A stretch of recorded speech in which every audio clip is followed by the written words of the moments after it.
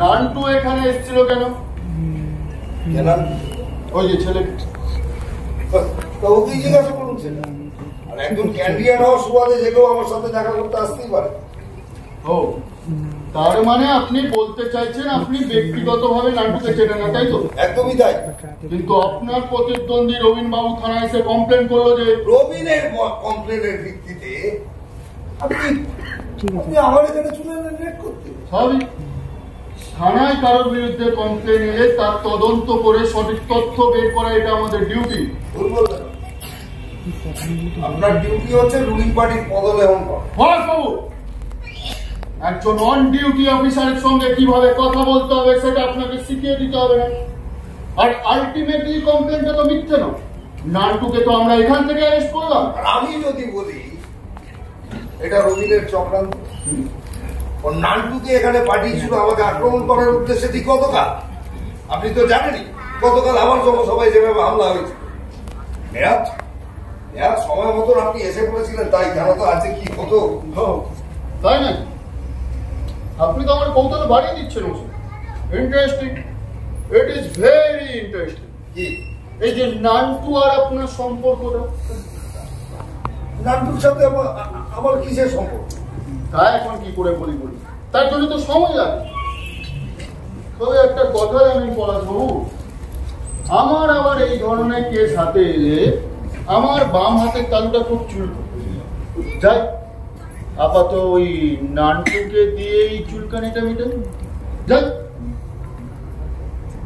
Officer, হ্যাঁ কিছু বললেন? কি জানো আপনার নামটা? আবির চৌধুরী। না, বলছিলাম ওই নান্টুকে কি কালকেই করে প্রডিউস করবো? নান্টুকে তো সবাই ধরলাম, ও তো রহস্য খনি মশাই। ওর প্রত্যেকটা গাঁটে কত রহস্য জট পাকিয়ে আছে, তা একটু ছাড়াতে হবে না। কিন্তু কেন বলুন তো? না, এমনি এমনি। পলাশবাবু, প্রায় 10 বছর হয়ে গেল পুলিশের চাকরি করছে, আর এত অভিজ্ঞতাও কম হয়। তাই যে কোনো কেসের গন্ধ শুকে কেসের মোটিভ বলে দিতে পারে। তাই মনে যদি কোনো দ্বিধাদ্বন্দ্ব থাকে বলে নেবে। আমাদের বলছিলাম ওই সামনে ইলেকশন, এই ব্যাপারটা নিয়ে এই সময় এতটা জলঘোলা করার দরকার। এটা অর্ডার কি যে বলেন মশাই, সিম্পলি রিকোয়েস্ট করলাম। ব্যাপারটা তো ঠিক ক্লিয়ার হলো না। দেখুন, কথায় আছে রতনে রতন চেনে আর শোরে চেনে কোচ। মানে প্রথম সাক্ষাতেই বুঝেছিলাম আপনি অত্যন্ত বুদ্ধিমান, বিচক্ষণ এবং একজন খুব ওইসব অলঙ্কার পরে লাগালেও হবে, বাইরে জীব অপেক্ষা করছে। আসল কথাটা বলুন। মানে বলছিলাম যে আমার সমস্যাটা তো আপনি একটু বুঝতে পারছেন। আসুন না দুজনে মিলে বসুন, একটা সার্টেন।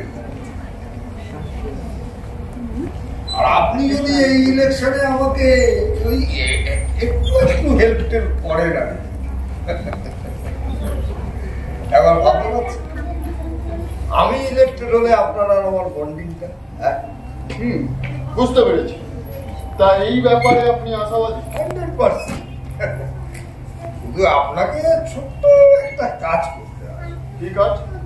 যেভাবেই হোক না কেন, নান্টু যে রবীন্দ্র ব্যানার্জির হয়ে কাজ করছে, এটা একটু পাবলিককে খাওয়া দাওয়া।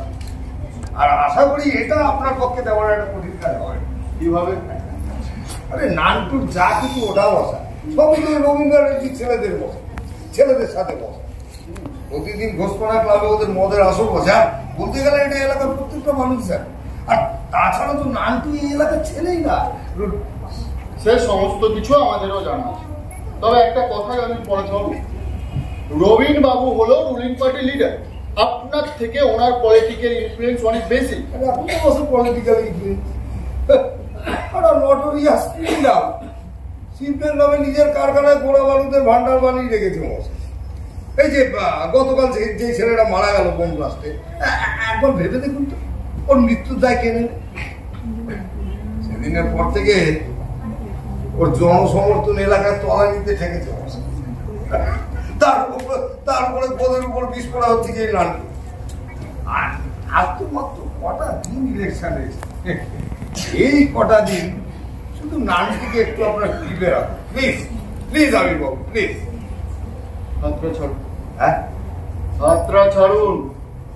আচ্ছা অত্যন্ত একনিষ্ঠতার সঙ্গে নিজের কর্তব্য পালন করবো বলে এই পুলিশের চাকরি জয়েন করেছি। যখনই কোনো কেসের সঠিক তদন্ত করে প্রকৃত অপরাধীকে আইনের কাঠগড়ায় দান করেছি তখনই আপনাদের মতন নেতার অঙ্গুলি হিলনে নয় হতে হচ্ছে বদলি, নালে কপালে জুটেছে তিরস্কার, হুমকি। আরে গোটা সমাজটাকে তো কুড়ে কুড়ে খাচ্ছেন আপনারা, আর জনগণ ডুবছে আমাদের সঙ্গে। আপনারা নিজেদের দোষ ঢাকতে দায় চাপাচ্ছেন আমাদেরও।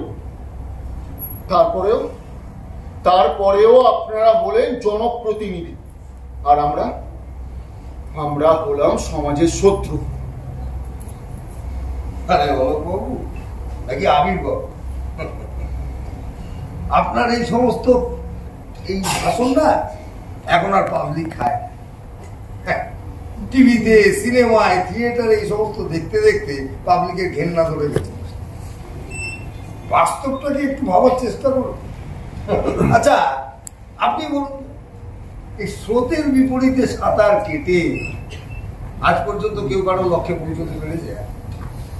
আর জনগণ আপনাদেরকে কি ভাবলো সেই নিয়ে আপনার তো মাথা ঘামানোর দরকার নেই। আপনি আপনার ডিউটি রাখুন। আর আমাদের ডিউটিটা কি? আপনাদের তাবেদারি করা, তাই তো? সরকার যেভাবেই চলুক না কেন, মাসান্তে আপনাদের আপনাদের মতো সরকারি কর্মচারীদের সমস্ত পাওনা পন্ডা কড়াই মানা মিটিয়ে দেখিয়ে এই যে এত জনগণ করছে, এই জনগণের কাছে আপনার যতটুকু পরিচিতি সেটা কিসের জন্য? আপনার ওই চেয়ারটা। একই কথা আমার ক্ষেত্রে প্রযোজ্য। এখন ভেবে দেখুন, যখন আমাদের সাথে ওই চেয়ারটা থাকবে না, তখন এই জনগণ মনে রাখবে আমাদের কথা। বুঝেছি, খুব সুন্দরভাবে বুঝিয়ে দিলেন তো। এটাই তো আমাদের কাজ মশাই, মাথা আর কথা এই দুইটা আমাদের পুঁজি। কিন্তু নিজের নীতির সঙ্গে আপোষ করে আপনার নীতি। আচ্ছা এত বছর আপনার এই চাকরি করে আপনার এই নীতি আদর্শ আপনার কোন কাজে লেগেছে মশাইয়া? অবশ্য চাকরি করবেন রিটায়ারমেন্টের পরে আপনার জন্য বরাদ্দ পেনশনের টাকা কটা ছাড়া তো কিছু পাবে। তাই বলি বাবু সুযোগের সন্দেহ। আর যেখানে গোটা সিস্টেমটাই গন্ডগোল, সেখানে আপনি একা মাথা উঁচু করে আর কতদিন লড়াই করবেন আপনি বাবু? বুঝেছি, কিন্তু এতে আমার লাভ কি হবে?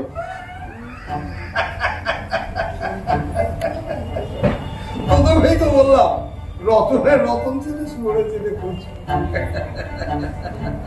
আসুন তাহলে এতক্ষণ কথা বলে নিজের টিআরপি বাড়ালেন কেন? আসুন দেখুন আপনার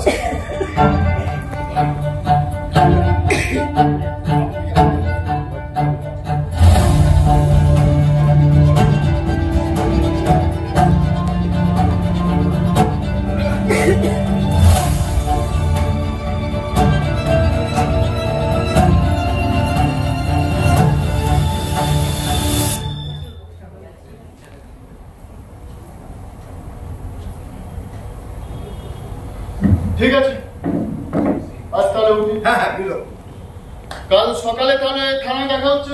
কেন থানায় কেন? ধরুন এই তো একটু আগে বললেন কাল সকালে নাকি থানা ফেরাও নাটক করবে। একদম ভুলে গেছি। তাহলে এখন ভেবেই দেখুন যে সারাদিন কতটা চাপের মধ্যে আমাকে থাকতে লাগে। স্বাভাবিক, এই ভোটের কারবারে এত টাকা পুঁজি ঢেলে যদি জিততে না পারেন তাহলে তো পুরো টাকাটাই জলে দিল। তাই চিন্তা হওয়াটা স্বাভাবিক। তবে আমি ভাবছিলাম আলাদা এক কথা। আবার কি ভাবছে? এই আপনাদের মতো নেতাদের খপ্পর থেকে এই জনগণ কবে রেহাই পাবে?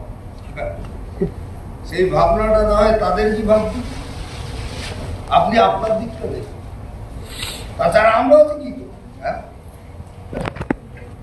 আরে মশাই, আমরা হলাম জনগণের সেবক, তাদের সেবা করব, আর একটু মেওয়া টেওয়া খাবো না, তা কি হয়? কি আপনারা কি বলেন?